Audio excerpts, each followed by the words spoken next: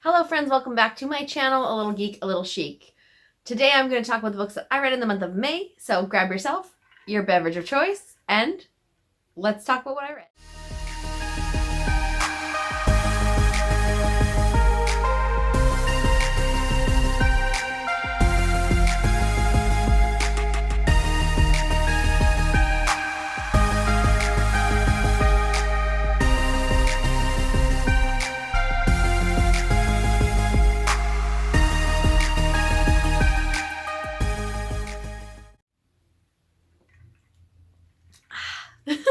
In the month of May, I read some books. Hang on one second. Allow me to count them.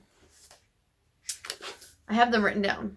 1, 2, 3, 4, 5, 6, 7, 8. I read 8 books. If you know, you'll know that I was struggling with reading because of all the stuff going on, so I'm glad to say that in May I read 8 books. That is great for me. I'm very proud of myself. I have already read 5 books for the month of June, so I'm very excited for that wrap up to see if I taper off or if it keeps going. And I hope that the result is that it keeps going up. But in no specific order, I'm going to discuss for you guys the books that I read in May and how I felt about those books. So we are going to start with Over the Top. Over the Top is a book by Jonathan Van Ness. He is one of the members of Queer Eye for the Straight Guy. He is a hairdresser extraordinaire, and he is everything. I just love his character, his charm. He's not afraid to be himself. He's bold, he's witty, he's spectacular. And as you guys know, I don't really like to rate people's memoirs, so I'm just going to leave it at I thoroughly enjoyed him and his perspective and hearing how he was at a young age and how he got to where he is and just everything that he encountered along the way, knowing that he wanted to be greatness. He didn't just want to be just an average Joe. He was ready to be extraordinary. So that was a fantastic book. I highly recommend it. If you have not picked up this book, it is great. If you like Queer Eye for the Straight Guy, you will love knowing his backstory because he is just the best. Like I said, a total character, and I adored this book. Next on my list, I've written down here, is another one. A lot of nonfiction in May. The next one was Seth Rogen's Yearbook. Now, you guys, everybody knows who Seth Rogen is. Pineapple Express, like Knocked Up, you know, he helped write Superbad. He was in Freaks and Geeks. If you're old like me and you know what Freaks and Geeks is, oh, so near and dear to my heart. Did I love that show? Yes. Do I wish there was more? Yes. There was not enough of that show, but that's okay. I digress. This is his backstory of being a Jewish child in Canada, growing up, knowing that he wanted to be a comedian, and he had support of his grandparents and his family of like, they knew that this is what he should have strived to be. And everybody knows him as, he does like to dabble in the marijuana, so to speak, before it was legal. So there's some backstory there, being a teenager in Canada and dabbling in the illicit market. But just hearing him, and so there's parts where he talks about how he started writing jokes for people and selling them. Like he actually started selling jokes at the age of like 14, 15. And I just think he was actually playing in clubs when he was a kid. And obviously not of legal drinking age. He's like 14, 15, and he's doing stand-up comedy in licensed establishments. And it was completely okay. There was rules for it. But he was knocking them dead. And I just loved listening to his backstory and hearing his story about, you know, his travels and things he's seen. And I highly recommend you guys pick this one up. Also, I'm not going to rate it because obviously it's a memoir. So let me just tell you that if you listen to the audiobook of this, that is the way to listen to this book. He narrates it himself, so you get Seth Rogen's signature voice, signature Seth Rogen, and the laugh. the laugh kills me. So yeah, pick it up. I recommend that you get the audiobook from Audible or your library, wherever you get your audiobooks from, because it is worth the listen. Next on my list here is, let's do another nonfiction book. Notes on a Nervous Planet by Matt Haig.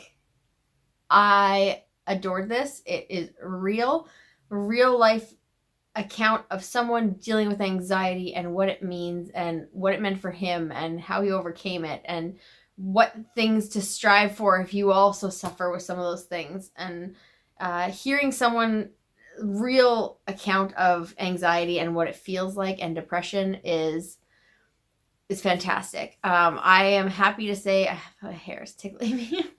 I'm happy to say I don't suffer with that kind of anxiety that he does. His was polarizing. And although mental health is a struggle, like anxiety is a thing, it came up during the pandemic for me. It's always been there. But more so during the pandemic, I really got a resurgence of it, and it just kind of just sits in the back and doesn't want to leave. So it's kind of something I have to learn to live with and get around. And so did Matt Haig. And listening to him talk about it and being honest with the reader is everything you need from an author in regards to an anxiety, a book about anxiety, and a book about his real life experiences with the illness or the mental illness that it is. And again, I won't rate it because it's somebody's personal life, but again, really good book, but definitely trigger warnings. Obviously, it's about depression and anxiety. If you have trigger warnings for those kind of things, make sure you look up trigger warnings before you read books. Don't rely on people doing YouTube videos to tell you what trigger warnings there are in books that they've read, because some people have no trigger warnings. So if it's an issue for you, know that and make sure you're a proponent of your own trigger warnings when you're going into books and you're seeking those out. So this one, definitely look at trigger warnings. The last one, I guess I'll just do all the nonfiction first. The last one I have made me, my heart melted, you guys. I loved it. I cried. I laughed. This book just had me, and it is another nonfiction, and it is called Call Me Indian by Fred Sisakamoose. I am just like tearing up just thinking about this book. I love hockey. I volunteer my time for a local hockey team, and Fred he had a rough go. He's a survivor of residential schools in Saskatchewan. First ever Saskatchewan Indigenous reservation individual to ever play NHL hockey. And he was drafted and brought on by the Chicago Blackhawks. And he had never experienced money. He never experienced any kind of notoriety. He, like the spectacle that is the NHL was all foreign to him. And he was just kind of uprooted and placed there. And it was like survive or fight or flight, like survive or perish. And he dabbled and got into some issues with alcohol. And it caused him to not be at his best for his family. And he was away from his family all the time. And he didn't like it. And it just created an issue with his home life that he really, really loved, because as much trouble and problems there are in places like the reservations, he also was rooted there. He appreciated his Indigenous roots. He honored his Indigenous roots, and he went back there knowing that that was where he belonged, and he did everything he could for the hockey community in Saskatchewan, especially for Indigenous children and individuals and sport. He just gave his all to those individuals, and that was the encompassing of everything Freddie was. He was honorable. He was a family man. He gave everything of himself and asked for nothing. And in meeting him the few times that I did meet him, at events for the hockey, in the hockey world, I know that he was just the most charming, honest, and endearing individual. And it's really sad that due to COVID, we lost him. He was elderly, an elder, and he had many stories to share. But I feel like we lost a good one. And sometimes it doesn't matter how old a person is, a loss this great is going to be felt for years. So if you haven't, if you don't know who Freddie is or Fred Sasakamoose is, pick up this book. It is amazing. It will give you insight to residential schools and the hard life and what these individuals had to go through getting sent to these residential schools. And lucky for Freddie, he was good at a sport that some of the teachers really took to. So he managed to have some exits from just the sheer brutality that was these schools. And he made something of himself, even if it wasn't what at first everybody thought he would be.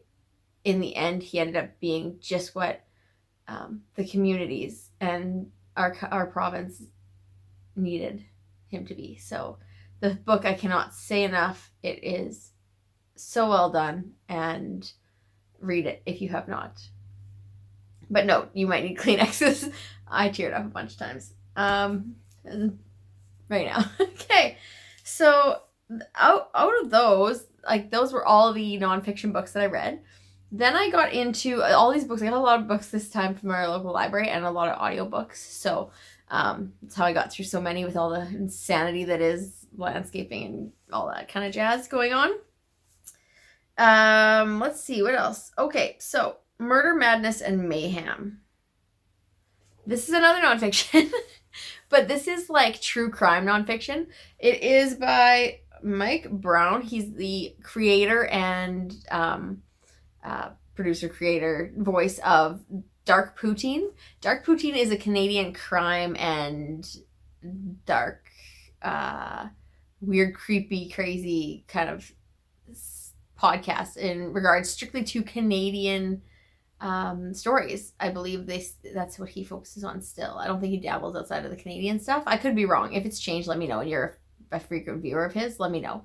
But it is fantastic. It's a bunch of horror stories, true crime stories, just crazy. What the heck is this? Unsolved mysteries, mystery type stories, and it's great.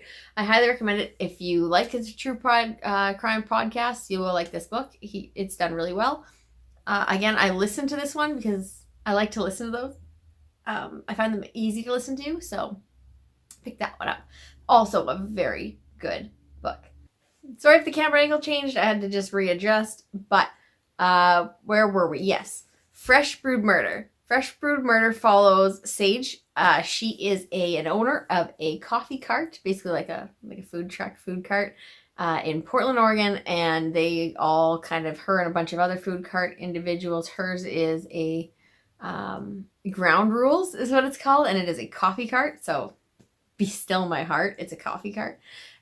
She is starting out on her own. She's got a nose for the beans. Her and her co-owner, they are, Harley, I believe her name is, they are one with the coffee bean, and they can make all different kinds of roasts, and they are a fan favorite in the the food cart area community, and they are brand new to this. She is starting out. She's going out on her own. She thinks she can make it. Her dream is to have a flagship store and do catering and all those kinds of fun things. Now, somebody is out to make her life difficult when murders ensue around her cart. And with some new developments going on in the area, it could be anybody. And Sage, to clear her name, obviously, because that's how these go, has to figure out what happened and who done it to clear herself. And of course, you have some romances thrown in there too, because what is a good cozy mystery without a little love triangle situation or multiple men, suitors, interested in our main female protagonist? So I gave that one a 3 out of 5. It's just a nice, cozy murder mystery. I will go through more of this series, guaranteed, and I'll let you know if they get better from here. But it was a great introduction to Sage and Ground Rules coffee. The next book is Deserts, Driving, and Derelicts. This book is a book about Mae West, who our protagonist. She is married to a wealthy individual who turns out has been embezzling and taking people's money, swindling people out of their money and their retirement. And he's caught and he goes to prison for a long time. And all that's left for Mae is a campground that is in her name and a rundown RV type of unit. Lawyer gives her the keys and says, here you go, drive to Normal, Kentucky. That's where you're going to live.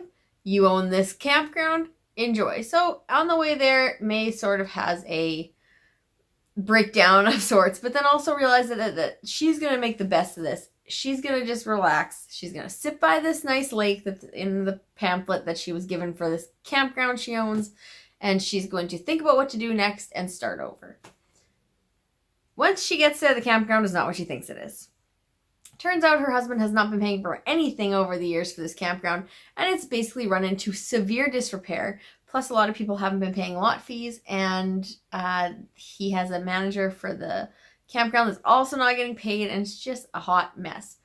Now she's trying to settle in and try to fix up the campground, especially since she found out that a lot of the people that her husband swindled live in Normal, Kentucky.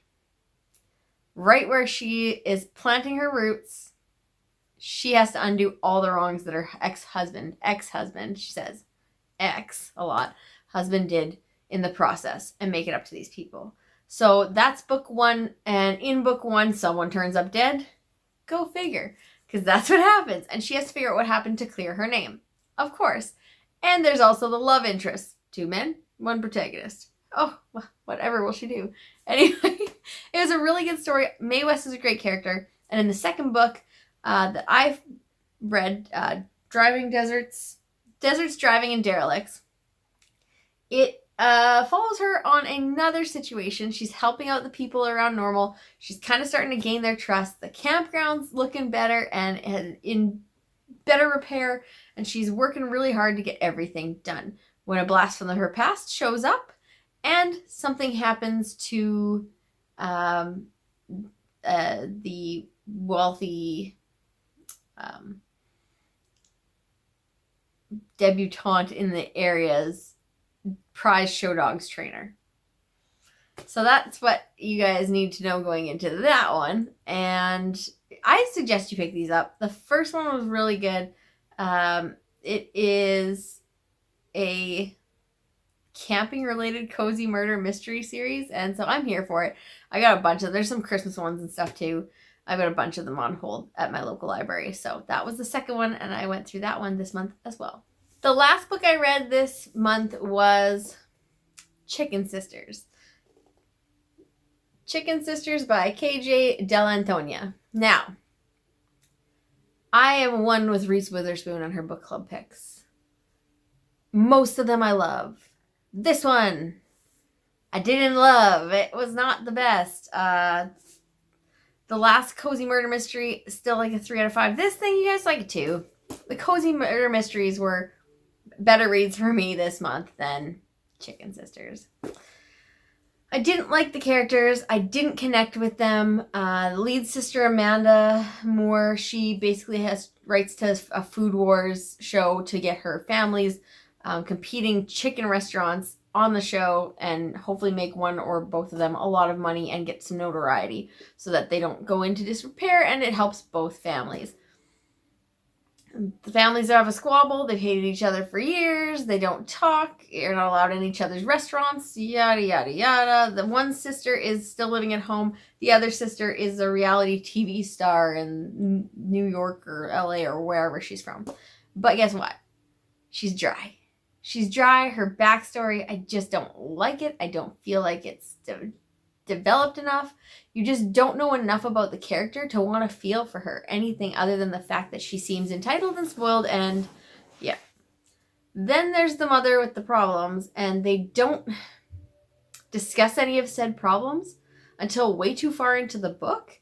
And the kids just seem to just brush it off and not deal with it. You can tell that they are pained by it, but they just seem to just not deal with it. And then all of a sudden, out of nowhere, one of them all of a sudden has a problem with it. And it's like, now you have a problem with it, but you haven't at all and addressed it or anything, and until now you're having a problem with it.